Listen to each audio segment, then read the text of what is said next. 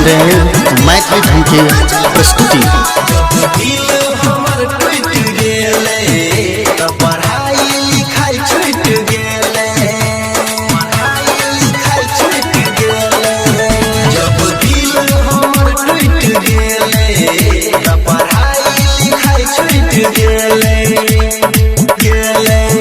हमरा मिलल न ज्ञान भेल जिंदगी जियान, हमरा मिलल न ज्ञान भेल जिंदगी जियान, सपना सब भेल बेकार।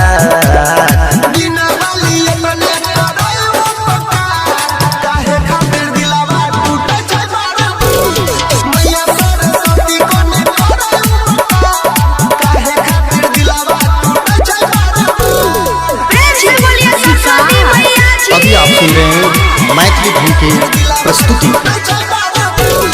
मटियार कला सीतामढ़ी, मटियार कला सीतामढ़ी।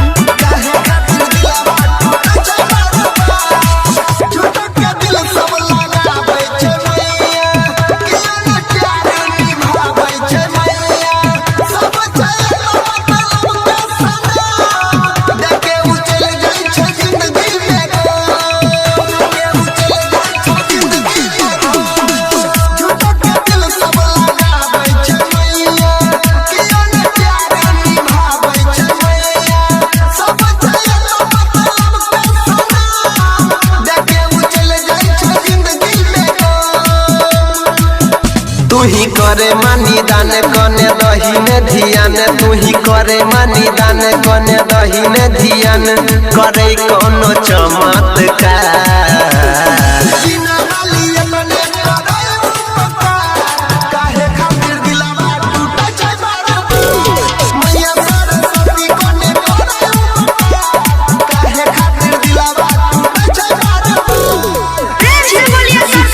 अभी आप सुन रहे हैं मैथिली धुन की प्रस्तुति। मटियार कला सीतामढ़ी, मटियार कला सीतामढ़ी।